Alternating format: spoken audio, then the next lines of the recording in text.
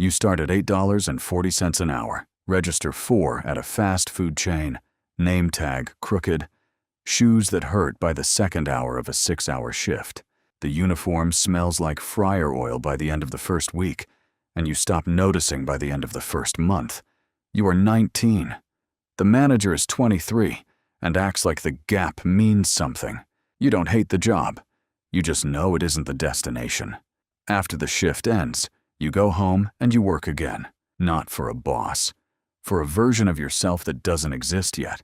You find products on Alibaba and list them on eBay. Small margins, slow shipping, bad photos. You make $47 in your first month. You don't quit. By 22, the side income matches the day job. You quit the day job. Everyone thinks it's a mistake. You stop explaining yourself. The e-commerce business plateaus. You've learned the ceiling. Someone else's platform, someone else's rules, someone else's algorithm deciding whether you eat this month. You pivot. You take what you know about moving product, and you build a small brand, a clothing line. Nothing remarkable, but it's yours. You run paid ads at 2 in the morning. You study customer acquisition costs like someone else studies for exams. You fail 3 product launches before one lands. The one that lands teaches you more than the 3 failures combined. At 26, the brand does $300,000 in revenue. You take $30,000 of it and buy your first rental property, a 2-bedroom in a city you've never lived in, priced below market because the previous owner needed out fast. You learn what a cap rate is from YouTube the week before closing. You are not sleeping well. That is the part nobody photographs. The rental cash flows $400 a month. You use it to fund the next one.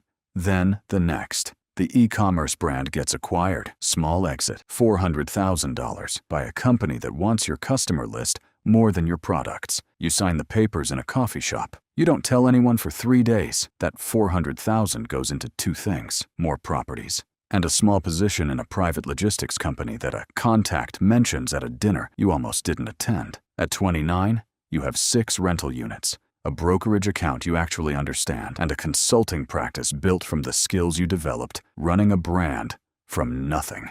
The consulting is the part that surprises you.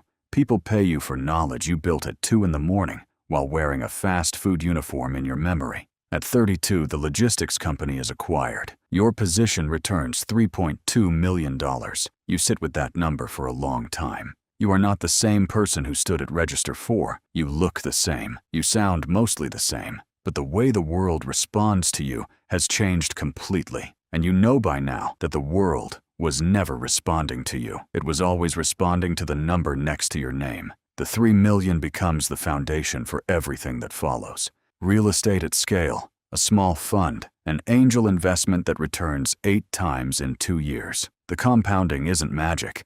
It's just math. At 36, the number crosses 10 million. Nobody claps. Nobody notices. The same city moves the same way outside your window. But the window is different now. You started with $8.40 an hour and a name tag that sat crooked. You didn't become someone different. The number did.